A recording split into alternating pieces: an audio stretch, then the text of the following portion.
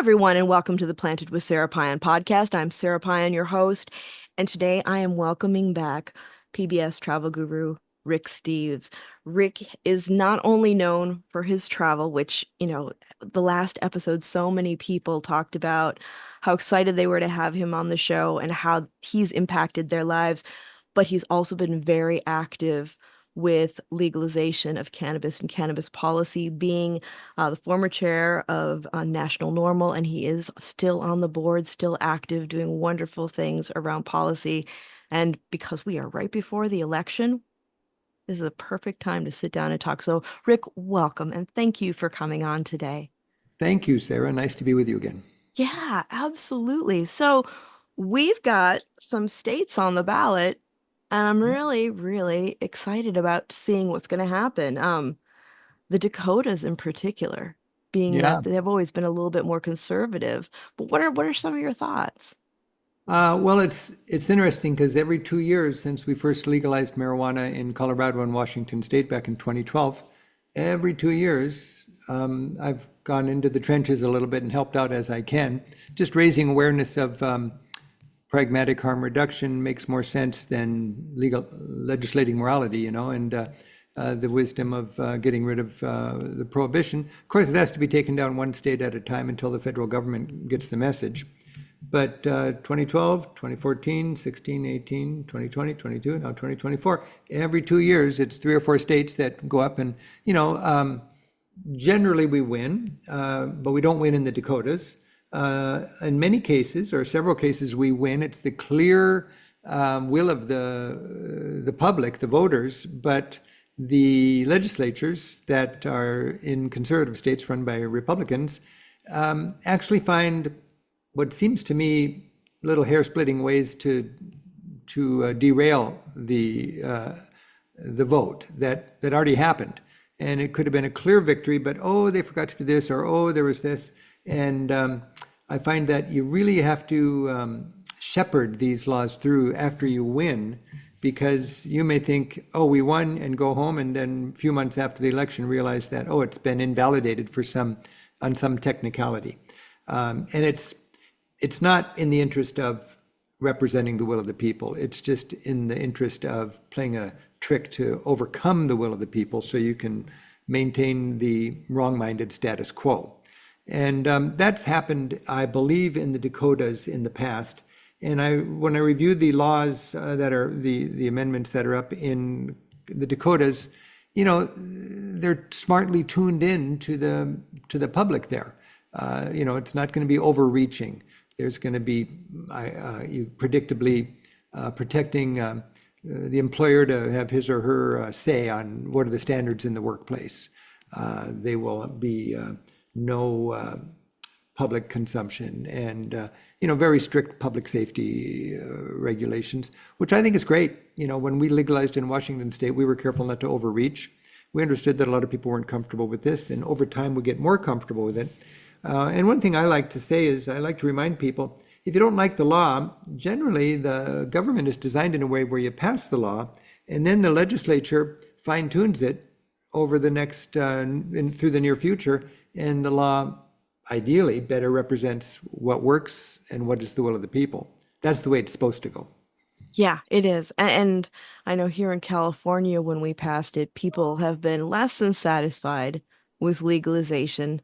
But I think one of the big things that we look at is the fact that a lot of people who consume don't share that. And so the people that count on our votes for their jobs have a very outdated view of who's using cannabis. So it's, if we can get people into civic engagement using cannabis as a tool for that, I think that that's a wonderful thing, Mhm. because it really is up to the public to let these people know, I contribute to society, I pay taxes, I use cannabis, and I vote. I'm not sitting at home playing video games and eating Cheetos, although, hey, set and setting, there is a time and a place for that for some of us.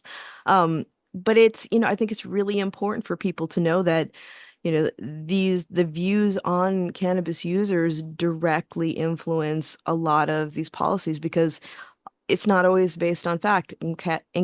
Actually, it is based on stigma and pressure and, basically who has the ears of these people to go put their regulations through. And so that's, I think, a really important thing. But I want to back up a bit because you brought up something that when I was first acquainting myself with your work around advocacy, that really struck me, especially as somebody who, when I teach college classes, it comes up a lot around harm reduction. But I love your thoughts on pragmatic harm reduction. And I'm wondering if for our listeners, you could go a little bit deeper into that for us.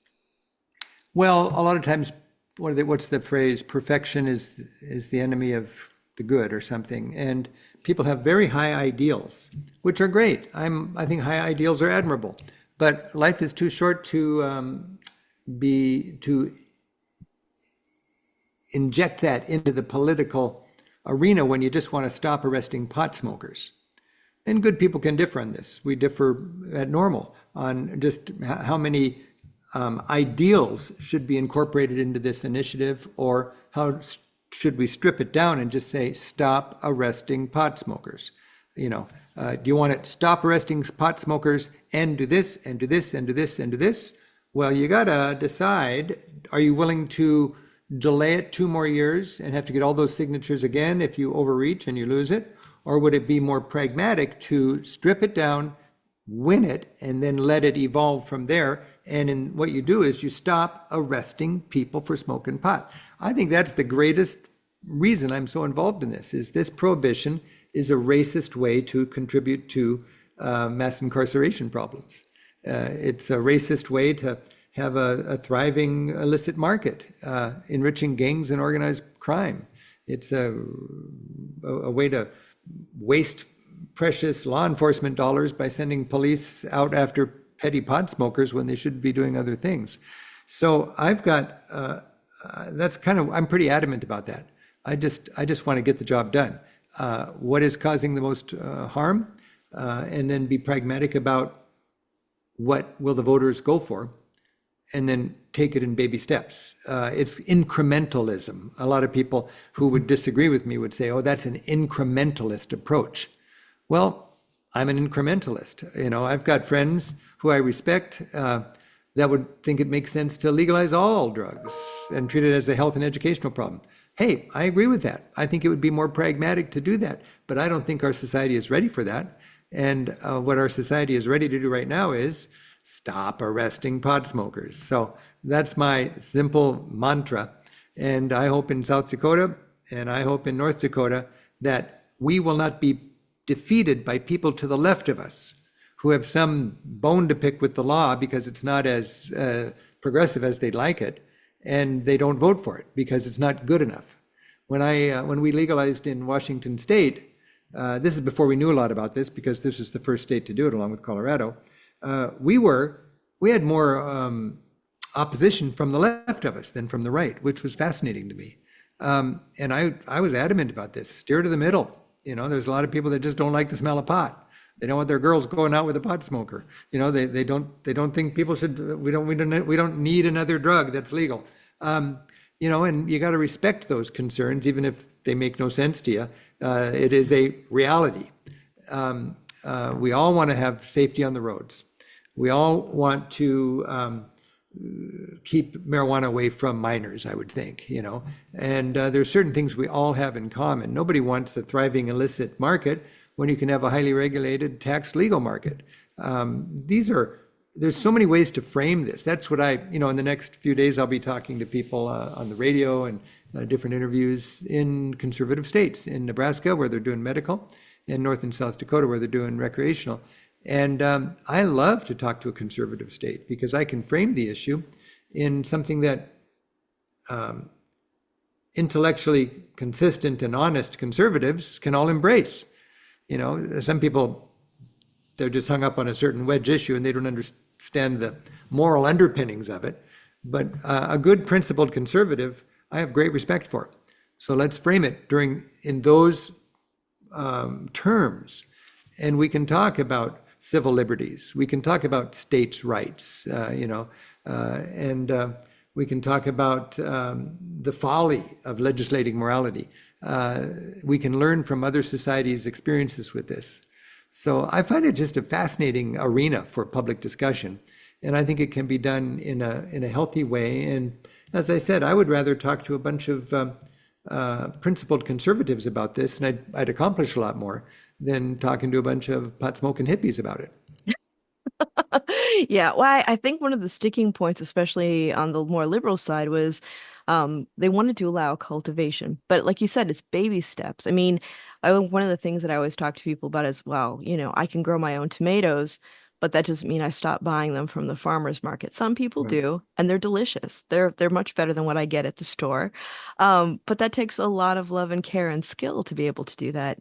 And I think when we're looking at just like the history of cannabis legalization and pushing policies, it's really interesting also to see how the parties have evolved because colleagues of mine who were doing a lot of this work in the early 70s would tell you that the liberals weren't supporting it as much as a lot of the Republicans were at that time because they were like, yeah, it's my right to be able to do what I want. So it's Right. interesting how these things shift and evolve.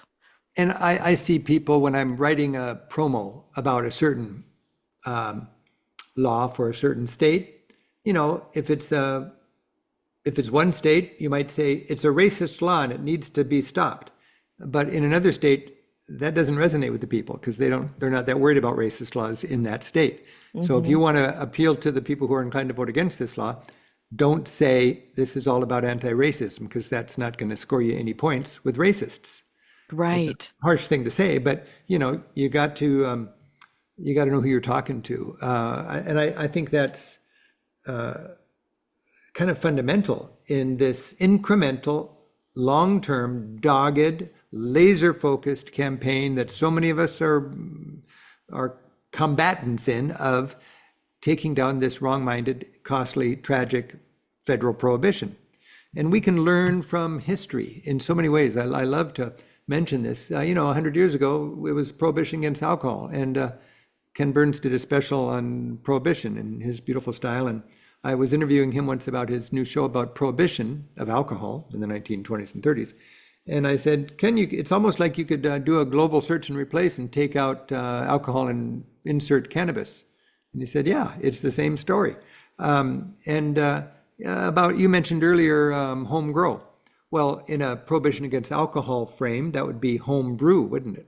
Hmm. And when they started taking down prohibition against alcohol, at first it was not no home brew was allowed. At first it was just, and I think the first state to be bold enough to take down the federal prohibition against alcohol was New York, I think. And my understanding was, at first it was just beer, and it wasn't home grow and it wasn't hard liquor. And then other states saw that and it worked. And then it was beer and hard liquor that was legalized. And then it was home brew. Now, in practice, how many people are going to home brew their beer? The sky's not going to fall. But as a matter of principle, they were afraid to allow it in the beginning, and then they started allowing it. And I don't think it's a big issue. But as a matter of principle, I guess it's part of the evolution to drop a prohibition is to allow home grow, or in the case of alcohol, home brew. But I noticed looking at these bills in the Dakotas, they're allowing home grow, which is great. 12 years ago in Washington State, we did not allow home grow. We wanted to, but we thought that was just going to lose us a few more points at the polls, and we anticipated a close election. We ended up winning by, I think, 6 points, so we could have given away a few of those moved to the center points, and we could have had home grow. But I don't want to Monday morning quarterback that. We played it conservative because we wanted to be the first state to legalize. We did, and since then, even the Dakotas now are including home grow from the start. Yeah, I think that that's exciting. And I actually think that, I think you're right. You have to play to your audience when you're passing these things, and then the changes can come afterwards because that's, Yeah, 64 here was not great. right, And when people will tell me, "Oh, I didn't vote for him," like, well, let me tell you why I did. right, Because the next time, who yeah, knows what it's going to be. We yeah. can work with what we have. Yeah. And I just think that's how it works is you pass a law and the legislature tweaks it. and the legislature can tweak it in a good or a bad way. But Colorado had that problem with dosage and packaging for children and this sort of thing, and they tweaked it in the law. A lot of states get too greedy with the tax, and if you had too high of taxing, the street value becomes more appealing, the street cost becomes more appealing, and you don't end the illicit market. And you got a trade-off. If you want to tax too high, you're going to have a black market. If you tax less, the black market is not viable. Right. And that's what we're seeing here in California.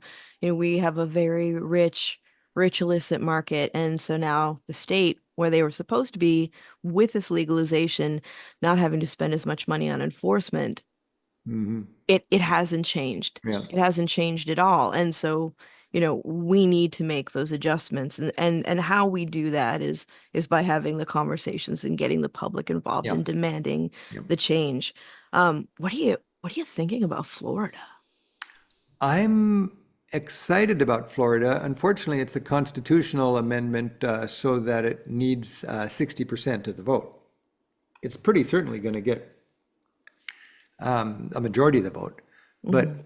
whether it gets 60%, I don't know.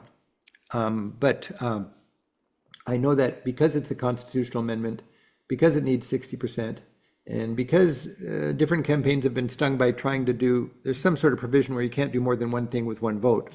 So it's a pretty stripped down law.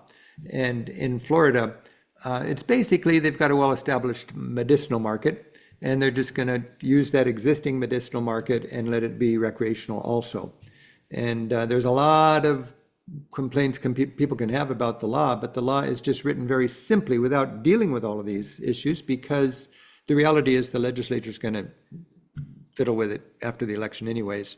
So, you know, exactly how the law plays out, it's more than just the vote. But what you got to do is win that 60% to get that constitutional amendment in that conservative state.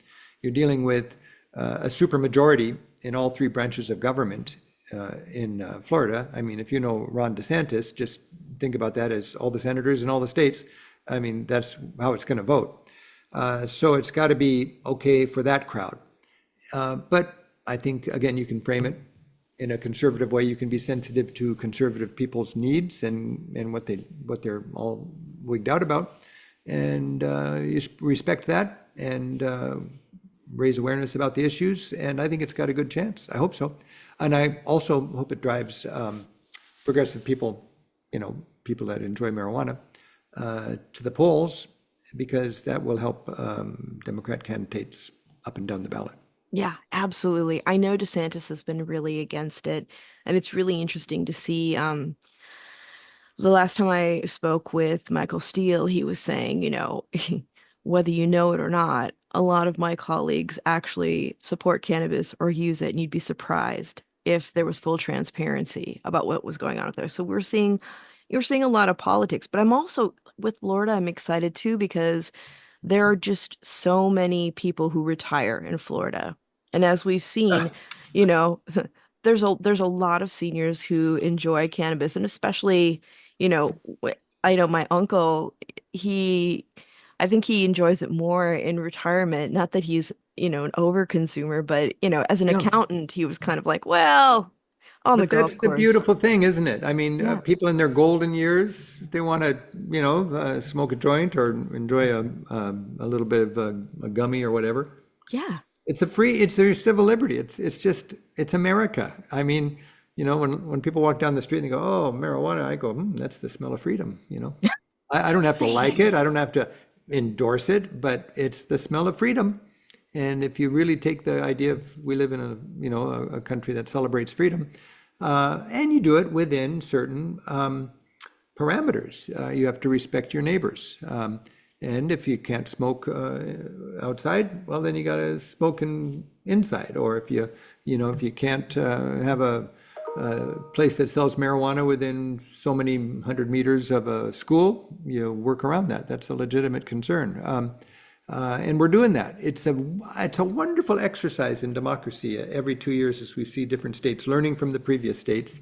The big question for me is when will the federal government Well, there was that recognize that? announcement. There's that, yeah. I think it's, well, Kamala Harris and Trump are both talking about, oh yeah, they're just kind of measuring the possibility of getting a few more votes. But it's just getting to the point now when you have the majority of the citizens of this country in this country living in states where recreational use of marijuana for adults is legal. It's not the majority of the states, 24 states, I believe. Hmm. But the clear majority of the people in this country live where you can smoke pot just for kicks.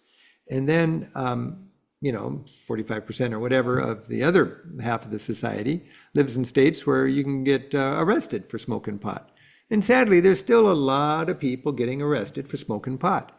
And double sadly, they're not privileged, wealthy, white people like me. They are poorer people. They are people of color. They are people that can't afford this terrible, bump in the road, which could be a fork in their lives, really, and take them down a really sad, sad track. I think if people understood the social cost, the human costs of this racist prohibition, they would get a little bit beyond their, oh, I don't like the smell of it, or their fear of it. You don't, the society is not going to become one big hemp fest if marijuana is legal.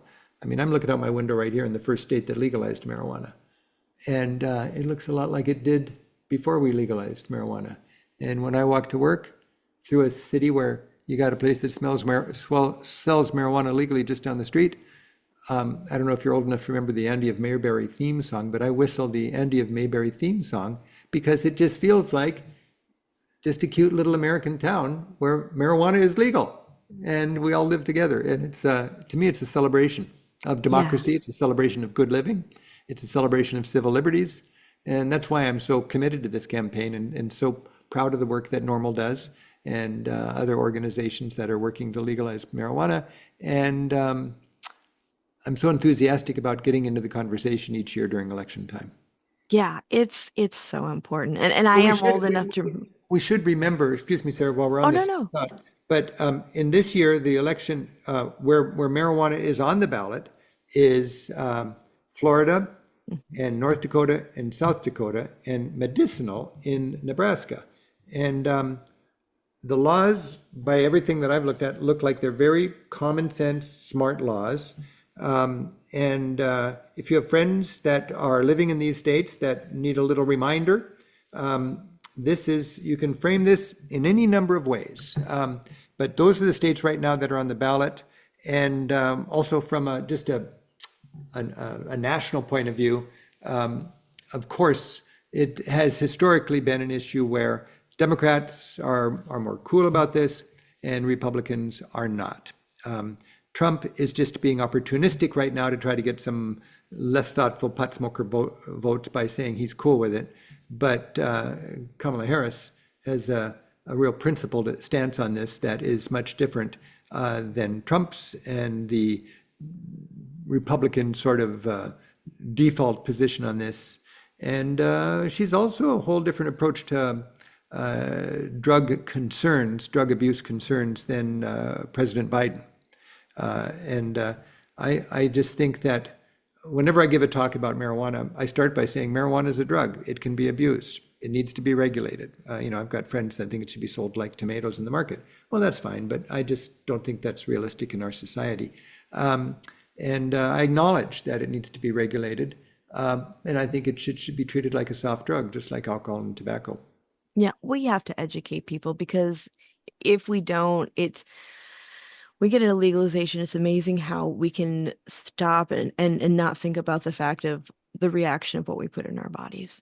I mean, people understand that with alcohol because, it's been a bit since prohibition. So people know I can't drink a whole bottle of alcohol and hope to Right. do well. Well, most of us Yeah. can't. Um, But that's but that's the interesting thing when you think about the parallels and the whole fundamental issue. Back in the 30s, when our society finally said, "Okay, this is wrong. We shouldn't be locking up, or we shouldn't be criminalizing or making alcohol illegal," they weren't saying booze is good. They were saying the law against it, the law designed to protect us from this soft drug, is causing more harm to our society than the drug itself. And that's a very sophisticated understanding. And that's what's happening today. I don't think when we legalize marijuana, we're saying, yeah, pot is great. Everybody, let's light up. No, we're just saying the laws against it are wrong-minded. They're causing more heartache and more expense than and more health problems than the drug itself that it's designed to protect us from. So that's why a lot of organizations that you wouldn't think are supporting legalizing marijuana, whether they're public health organizations, whether they're NAACP kind of organizations that are looking out for what's good for the Black community, whether it's children's alliances looking out for the health and welfare of children, they know that the most dangerous thing about marijuana is the fact that it's illegal.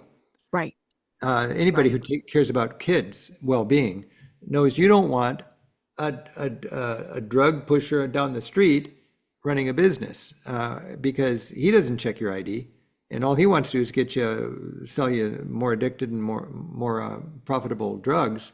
It's better to have a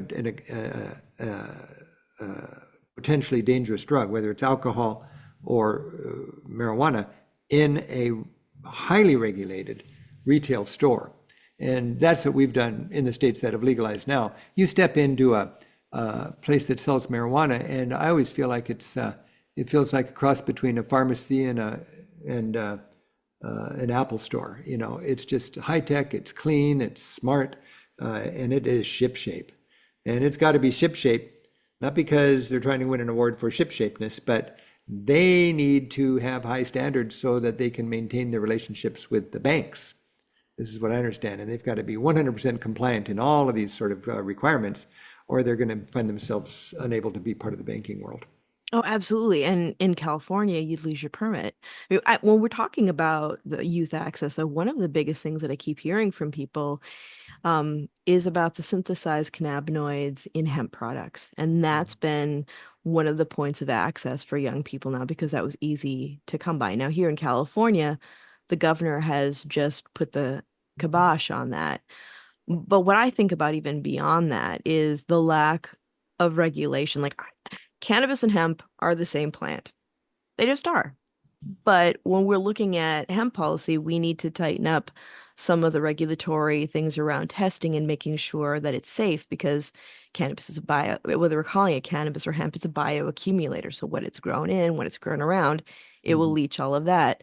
And, as somebody who has seen, since we were back in the medicinal days, some of the crazy things that used to come in the cannabis industry, anything that's synthesized, I find highly suspect. Like I think that hemp cannabis products should be allowed across the board, but when we're getting into synthesized Delta 8 and other cannabinoids that are synthesized, we we will be creating our own Tylenol moment that will Hmm.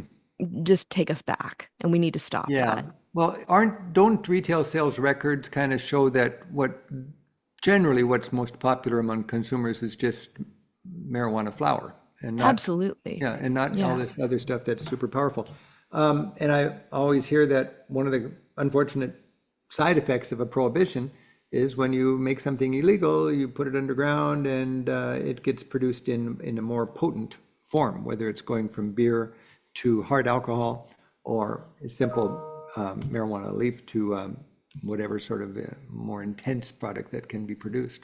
Mm-hmm. Absolutely. And that's, if we are able to start controlling that more and I think also just even from like a lobbying and political perspective, hemp and cannabis should be working together because Yeah. we would have much more of a voice to be able to create good Yeah. policy and keep people safe. Well, I wish we could do it in a smart way from a federal level so we're not having to fiddle with it in 50 different states. It just seems so crazy that in Washington state it's part of our tourism industry, and in Idaho you can do hard time for it just over the border. Yeah, that's it. I was just talking to Congressman Earl Blumenauer. He was just on the show. Hmm. And I was asking him, because he and Congresswoman Barb Lee, and actually she's going to be on next week, Hmm. um, they're both going to be leaving. They're not running for office for this Yeah, term. I'm gonna miss Earl. Yeah, he's wonderful. He's wonderful. He has reassured me though that he's still going to be fighting the good fight. He's And great. Yeah, he's great, and he has a lot of hope for the Congressional Cannabis Caucus that there's going to be some good leadership. But he's also talked about the fact that we don't need to reinvent the wheel when we're looking at federal legalization because we already have some good frameworks that make sense, Yeah, sensible frameworks that don't have to be overly complicated. yeah, yeah. That's a good reminder. And actually, I have a question for you.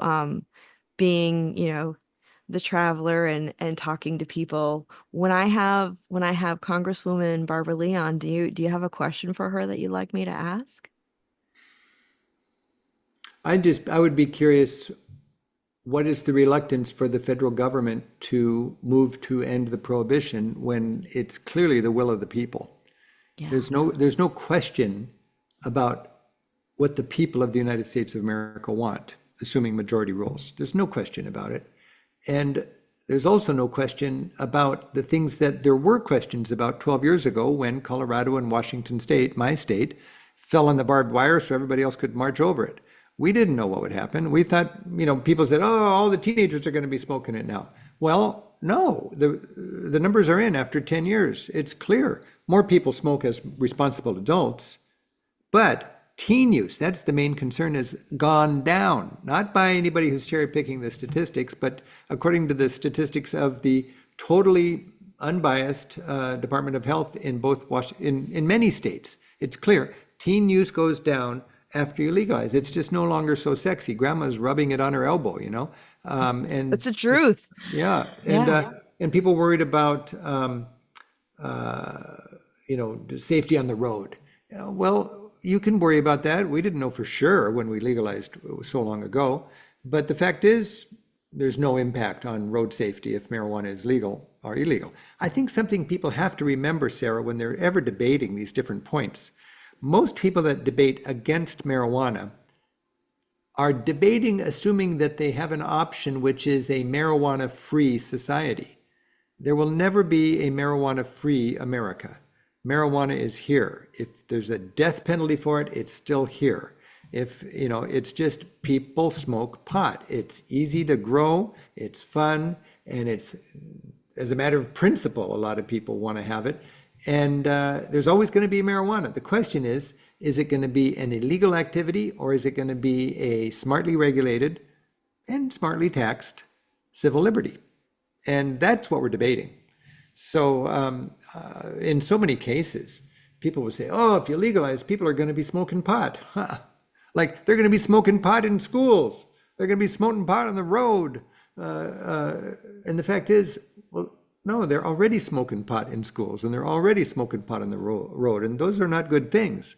And you can make a case that you can remedy those problems much more reasonably if you stop treating it like the devil's weed and you start treating it like a civil liberty. That's what we've Yes. learned. We've learned that. It's just pragmatic harm reduction instead of legislating morality. So that's one thing I've learned from Europe. Europe is very into pragmatic harm reduction. I mean, you think of the two most famously liberal societies in Europe when it comes to marijuana, Portugal and the Netherlands. Why are they so liberal with marijuana? Because they are pragmatic and they see the real risk in their society is opioids and hard drug addiction and overdose deaths. That is what they want to deal with, not silly marijuana. And in both of those societies, they essentially legalized marijuana and they can then deal credibly with the hard addiction problem. And their opioid deaths and overdose deaths and hard drug addicted problems have plummeted. And their marijuana use has stayed about the same. And they just don't lock up pot smokers anymore. That is called pragmatic harm reduction. And we can learn from that. I think it's very cool. That's why I got involved in this in the beginning, is because my European friends, for them, a joint's about as exciting as a can of beer.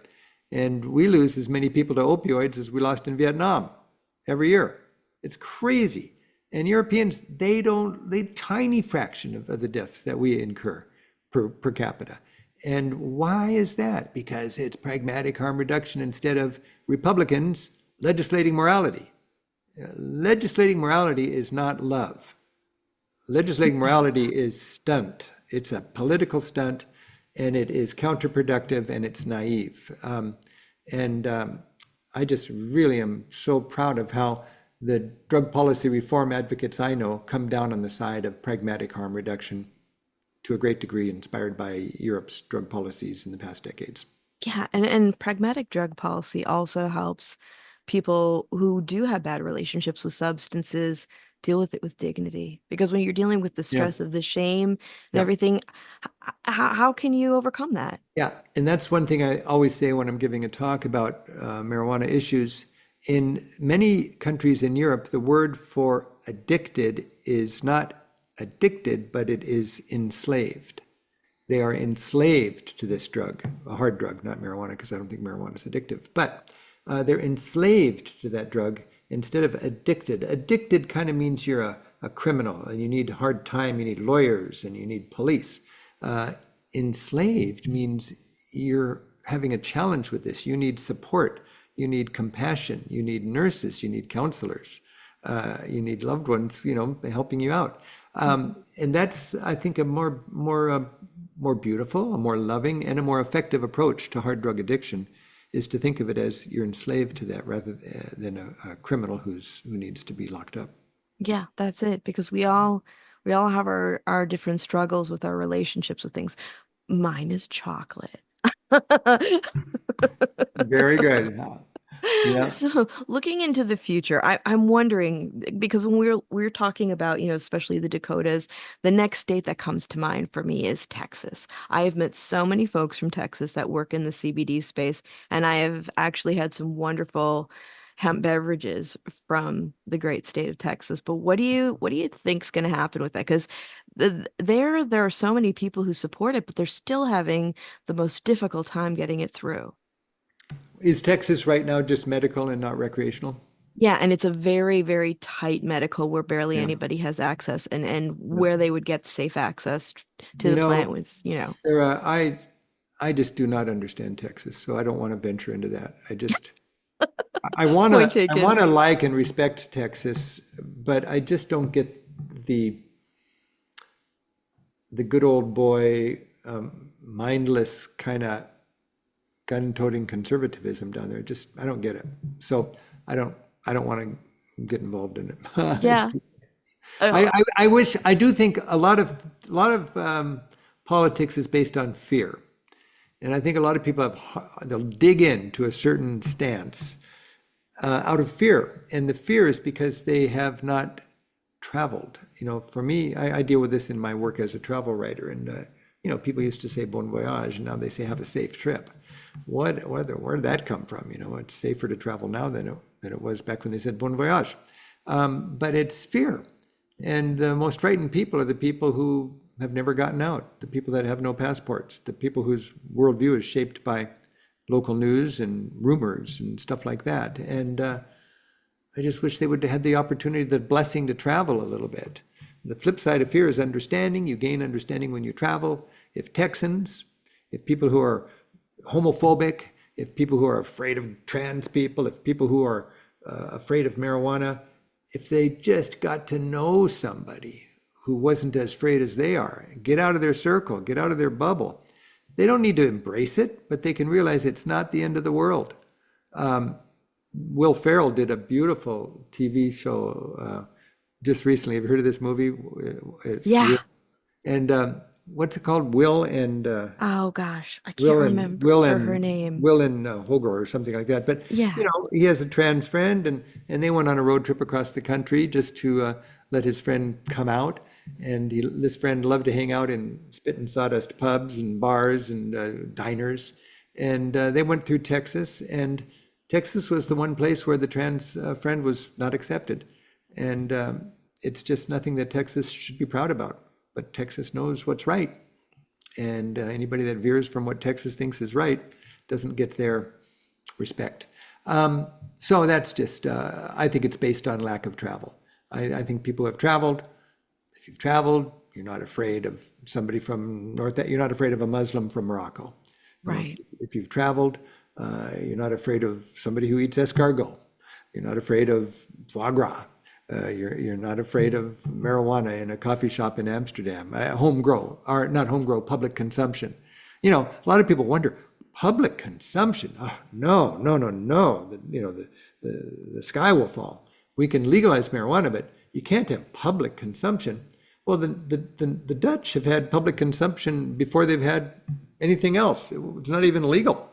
It's just they don't arrest you, and you can't buy it from in a retail shop, at least historically. But you can go to well, you buy it in a pub and you consume it there, basically. That's fascinating to me. That could be so frightening here, and in the Netherlands, it's just the norm. And a lot of it is just fear of the unknown. We haven't been there. We don't know what it's like. I'm so thankful for that just in my travels, and I try to be humble about my fears and ways that I'm ethnocentric. And it's because of my lack of knowledge, my lack of experience. And I think this whole ethnocentrism thing, it's kind of like the ugly American thing. It's we're right and you're wrong, and what state has that mindset of we're right and you're wrong more than any other state? I think it's the biggest state. Just like which countries are the ugly Americans? That just means ethnocentric.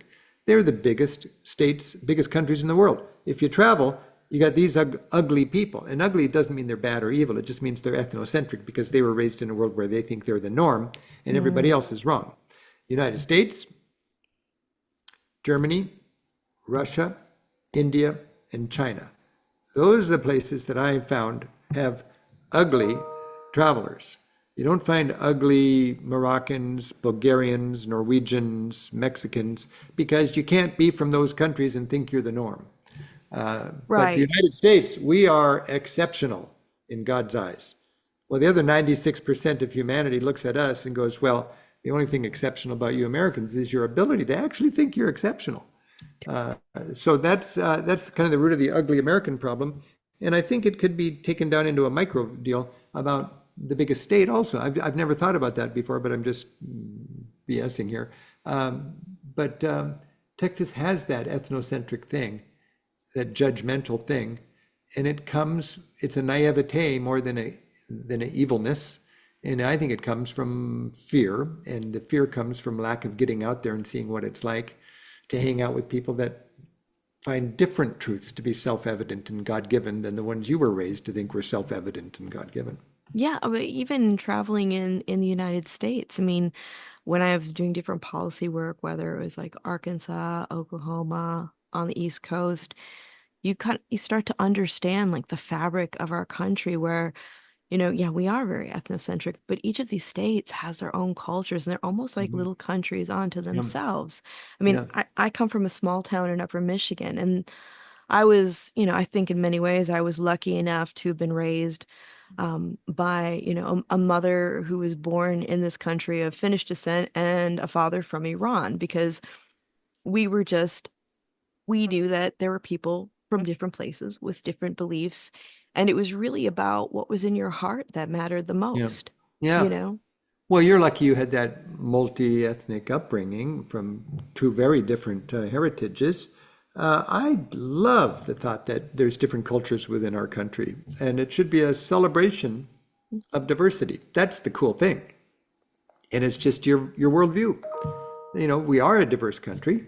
We do have different cultures in each state, but sadly, it's gotten into this divisiveness now where people are actually digging in and not accepting and celebrating the differences. So maybe everybody needs to mix it up, smoke a joint, and rethink all that. Yeah, especially if you don't have the opportunity to travel for whatever reason, sit back, smoke a joint, have some reflections, Yeah, and make a point of spending some time with someone who's a little different than you. I mean, I that's was that's travel right there. That's there you you don't need a go. passport to travel. Talk to people who have different heritage, who were raised differently than you. That's Hmm. travel. It is. It is. I mean, even going into like, and we won't go deep into this, but like even into religion, like I was raised Lutheran, and I always asked my father, like, because my father was Muslim, and I said, what was the choice? And he's like, you know what? And this was just how my whole family was. He's like, I just wanted you to have a good foundation. And, Mhm. God is what's in your heart. That's beautiful. Yeah. Yeah, I'm still Lutheran, and and that's a cool religion as far as I'm concerned. But different people have different. It's like to me, it's like different restaurants. You might like vegetarian food, you might like Chinese, you might like Indian, you might like Japanese, you might like French. It's all, as long as it's good nourishment, we all need that nourishment. And that's kind of how different cultures and different avenues for people just to better understand God and get close to God. But that whole thing about your Finnish mother and your Iranian Muslim father, your Finnish Lutheran mother and your Iranian Muslim father, right? Hmm. Well, they must have been able to see through their religious differences to get married and have you. Yeah, So that's a beautiful thing. absolutely. And I, And you're a crusader for freedom right now, so that's great. and I grew up with Horesh and Lutefisk. All right. That's great. Nice. Good. So, wrapping it up for our listeners, what are some final thoughts that you like them to think about with election day coming up? And for those of you listening, remember, voting is your power. It is your superpower. Yeah. Do not forget that. Boy, this is such an important time to me politically. And everybody always says it's the most impactful election of our lifetime. There's never been anything like this before. And in my business at Rick Steves Europe, we're actually being more overtly political than we've ever been. But it's not partisan. That's the thing. What I'd like to remind people is this election, it's not Democrats against Republicans. This is much more fundamental. This is democracy versus autocracy. And it's the same choice that people had in Europe 100 years ago. When Germany was getting Hitler, he won an election. When Italy was getting Mussolini, when Spain was getting Franco, when Portugal was getting Salazar, people who liked democracy were frustrated by the realities of their governments trying to deal with challenges, and they were told simple solutions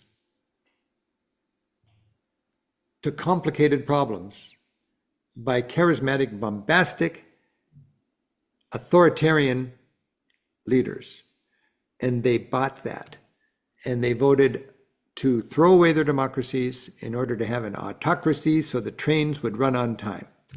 And in the United States of America, if you're frustrated by the cost of eggs, the cost of filling up the tank, the this or that or this or that, and you think a wannabe dictator can solve it because he can just go to town and make it happen, you're falling into the same trap that so many Europeans did, and it's very regrettable. This is fundamentally about freedom and democracy or autocracy, and autocracy does not work. America, the ideals of America shine on a hill. They're much bigger than any presidential administration. They inspire billions of people around this world. With or without a great president, the ideals of America inspire. And right now, the ideals of America are on the line. The world needs democracy, and democracy needs American leadership on this planet. So forgive me for getting heavy, but boy, oh boy, this election is about a lot more than marijuana. And it's about freedom. And I think it's about economy that is just and sustainable, rather than economy that is a windfall for the aggressive people in an unsustainable way that is short term. People who are voting for the economy, if that's their thing, Trump promises short-term prosperity at any cost because his kind of guys get the money and run. Harris is working on a long-term sustainable prosperity. And that's what will be here for our children and their children. It's more complicated than a tariff. And there's no free lunch. You can't screw the environment and run to the bank with the extra money in a sustainable way. Right. No, And so I would just say, if ever you're going to vote, this is the time to vote. And if you care about drug policy issues, we need more Democrats. But that's tiny, tiny bit of what's on the line right now. And people listening to you and me right now, I think they're going to be happier with a democracy in this country rather than the chaos and the heartache and the lack of American leadership globally and the turning our back on all the environmental progress we've made and the importance of minimizing climate change and recognizing civil liberties. And when they say the deep state is evil, they just are saying we don't need strong institutions to keep us in line. The most content and successful societies on the planet are the societies that respect their institutions and have faith in their institutions. And I do. They need to be fixed, they need to be guarded, but we need them. And when anybody complains about the deep state, and when anybody says we need law and order, these are things that just call me to wake up and look what's going on. And I'm a historian and I'm a traveler. I learned this way by traveling, and I learned this way by studying history. And I've learned a lot about history, and I've learned a lot about travel. If people want to learn more about what I've learned from travel, I've produced a 1-hour show called Fascism, the story of fascism in 20th century Europe. And it's on public television. And anybody can go to ricksteves.com and go into the TV section and just watch it. It's just a click away, everything I've ever produced on TV. But if you want to get a 1-hour backdrop about what is fascism, what lessons did Germany and Italy and Spain and Portugal learn from their fascist nightmares, so we don't have to learn from ours, please watch that show. It's really good. I I don't think that that's too heavy at all, Rick. It's a conversation we have to have. We're at a critical time, and people have to be engaged. It's, you're right. I mean, and for those of you listening out there, guess who pays those tariffs? We do. Yeah. So don't listen to the double talk. Vote for the soul of our nation. Yeah, thank you. Sarah, so good to talk to you. I really enjoy these. I never know where we're going to go or what we're going to talk about. I know. I I hope so people find enjoy it interesting. too. Yeah. Yeah. Thank you so much, Rick. And I look forward to the next time we get to sit down and talk. All right. Well, as I like to say, happy travels, even if you're just staying home. Happy travels. And everyone, remember, if you like listening, please give us a review, share it with a friend, let us know what your favorite episodes are. And if you'd like to stay in touch over social media, we are Planted with Sara Payan on Facebook and Planted with Sara on Instagram and Twitter. You can also go to our website, www.plantedwithsara.com, or listen to us on our parent network, Radio Misfits Network, where there are other great podcasts, like one of my favorites, the Winemakers Podcast. So check it out. You can listen to Planted wherever you listen to your favorite podcast, whether that's Pandora, Spotify, Amazon, Google, Apple, Stitcher, TuneIn. We are there. So join us, and until next time, stay curious, stay safe, and remember, it's a wild world out there. Be good to one another. Until next time, take care.